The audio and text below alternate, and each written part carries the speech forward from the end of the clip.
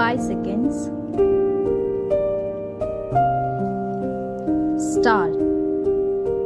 ರಾಜ್ಯದಲ್ಲಿ ಹಲವಾರು ತಿಂಗಳುಗಳಿಂದ ಸಕ್ಕರೆ, ಸೀಮೆಎಣ್ಣೆ ಮೊದಲಾದ ಪದಾರ್ಥಗಳು ಸಾಕಷ್ಟು ಪ್ರಮಾಣದಲ್ಲಿ ಅಂಗಡಿಗಳಲ್ಲಿ ದೊರೆಯುತ್ತಿಲ್ಲ. ಸರ್ಕಾರದವರು ಅವುಗಳ ಮೇಲೆ ನಿಯಂತ್ರಣವನ್ನು ತಂದು ಪಡಿತರ ಪದ್ಧತಿಯಲ್ಲಿ ವಿತರಣೆಯನ್ನು ಮಾಡುತ್ತಿರುತ್ತಾರೆ. ಈ ರೀತಿ ವಿತರಣೆಯನ್ನು ಮಾಡುತ್ತಿರುವ ಪ್ರಮಾಣವು ಅತ್ಯಲ್ಪವಾಗಿರುತ್ತದೆ. ಜನರಿಗೆ ಏನೇನೋ ಸಾಲದಾಗಿರುತ್ತದೆ.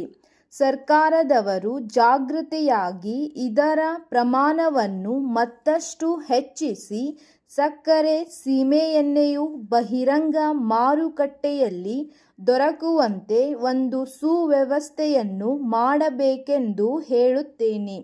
ರಾಜ್ಯ ಸರ್ಕಾರವು ಗೃಹ ನಿರ್ಮಾಣ ಯೋಜನೆಯನ್ನು ಕೈಗೊಂಡಿರುವುದು ಬಹಳ ಸಂತೋಷದಾಯಕವಾದ ವಿಷಯ.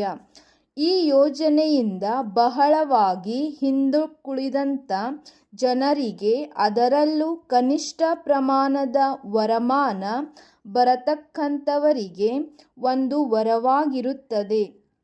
ಎಷ್ಟೋ ಜನರು ತಾವು ಸಂಪಾದನೆ ಮಾಡಿದ ಹಣದಿಂದ ತಮ್ಮ ಜೀವನವನ್ನು ಸಾಗಿಸುವುದೇ ಕಷ್ಟಕರವಾದ ಈ ದಿನಗಳಲ್ಲಿ ವಾಸವಾಗಿರಲು ತನ್ನದೇ ಆದ ಒಂದು ಮನೆಯನ್ನು ಹೊಂದುವುದು ಬಹಳ ಕಷ್ಟಕರವಾಗಿರುತ್ತದೆ.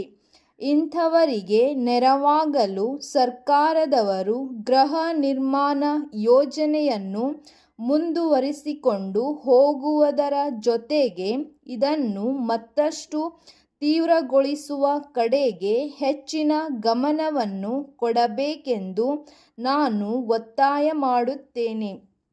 ಇನ್ನು ಕೈಗಾರಿಕೆಗಳ ಬಗ್ಗೆ ಹೇಳುವುದಾದರೆ, ನಮ್ಮ ರಾಜ್ಯದ ಆರ್ಥಿಕ ಬೆಳವಣಿಗೆ ಹೆಚ್ಚಬೇಕಾದರೆ ಕೈಗಾರಿಕೆ ಹೆಚ್ಚು ಫಲಪ್ರದವಾಗಿ ಬೆಳೆಯಬೇಕಾದ್ದು ಅತ್ಯವಶ್ಯಕ. ಇವತ್ತು ನಮ್ಮ ರಾಜ್ಯದಲ್ಲಿ ಅಥವಾ ರಾಷ್ಟ್ರದಲ್ಲಿ ಇರತಕ್ಕ ಪರಿಸ್ಥಿತಿಯನ್ನು ಆಲೋಚನೆ ಮಾಡಿದರೆ 100ಕ್ಕೆ 80% ಜನರು ಭೂಮಿಯ ಮೇಲೆ ಅವಲಂಬನೆ ಮಾಡಿ ಜೀವನ ಮಾಡತಕ್ಕದ್ದು ನಾವು ನೋಡುತ್ತಿದ್ದೇವೆ. ಈ ಸಮಸ್ಯೆಯನ್ನು ಬಗೆಹರಿಸುವುದಕ್ಕೆ ಭೂ ಸುಧಾರಣೆಯನ್ನು ತಂದರೂ ಸಾಕಾಗುವುದಿಲ್ಲ. ಭೂಮಿಯ ಮೇಲಿನ ಒತ್ತಡವನ್ನು ಕಡಿಮೆ ಮಾಡಬೇಕಾದರೆ ಕೈಗಾರಿಕಾ ಕ್ಷೇತ್ರ ಹೆಚ್ಚು ಬೆಳೆಯಬೇಕಾಗುತ್ತದೆ. ಅದು ಬೆಳೆಯದಿದ್ದರೆ ಭೂಮಿಯ ಮೇಲಿನ ಒತ್ತಡವನ್ನು ಕಡಿಮೆ ಮಾಡುವುದಕ್ಕೆ ಆಗುವುದಿಲ್ಲ. ಆದ್ದರಿಂದ ಈ ದೇಶದಲ್ಲಿ ನಾವು ತ್ವರಿತ ಕೈಗಾರಿಕಾ ಬೆಳವಣಿಗೆ ಬಗ್ಗೆ ಹೆಚ್ಚು ಗಮನ ಕೊಡಬೇಕಾಗುತ್ತದೆ. ಇನ್ನು ರಸ್ತೆ ಸಾರಿಗೆ ನಿಗಮದ ಬಗ್ಗೆ ಹೇಳುವುದಾದರೆ, ಬೆಂಗಳೂರು ಸಾರಿಗೆ ಸಂಸ್ಥೆಯು ಒದಗಿಸುತ್ತಿರುವ ಸೌಲಭ್ಯವು ಅಷ್ಟೊಂದು ಸಮರ್ಪಕವಾಗಿಲ್ಲ. ದಿನನಿತ್ಯ ರಾಜ್ಯಾದ್ಯಂತ ಪ್ರಯಾಣ ಮಾಡುತ್ತಿರುವವರ ತೊಂದರೆಗಳನ್ನು ಹೇಳತೀರದಾಗಿದೆ. ಹಳ್ಳಿಗಳಿಂದ ಪಟ್ಟಣ ಪ್ರದೇಶಗಳಿಗೆ ಬರಬೇಕೆಂದರೆ ಸಾಕಷ್ಟು ಪ್ರಮಾಣದಲ್ಲಿ ಬಸ್ಸುಗಳ ಸೌಕರ್ಯವಿಲ್ಲ. ಖಾಸಗಿ ಬಸ್ಸುಗಳನ್ನು ಖಾಸಗಿಗೊಳಿಸಿದ ಮೇಲೆ ಖಾಸಗಿ ಬಸ್ಗಳ ಸಂಚಾರ ಸಂಪೂರ್ಣವಾಗಿ ಸ್ಥಗಿತವಾಗಿದೆ. ಸರ್ಕಾರದವರು ರಾಷ್ಟ್ರೀಕರಣಗೊಳಿಸಿದ ಕಡೆಗಳಲ್ಲಿ ದಿವಸಕ್ಕೆ ಕೇವಲ 1-2 ಬಸ್ಸುಗಳನ್ನು ಓಡಿಸುತ್ತಿರುವುದರಿಂದ ಸಾಮಾನ್ಯ ಜನರಿಗೆ ಶಾಲಾ ಕಾಲೇಜುಗಳಿಗೆ ಮತ್ತು ಕೋರ್ಟುಗೆ ಹೋಗತಕ್ಕವರಿಗೆ ಬಹಳ ತೊಂದರೆಯುಂಟಾಗುತ್ತದೆ.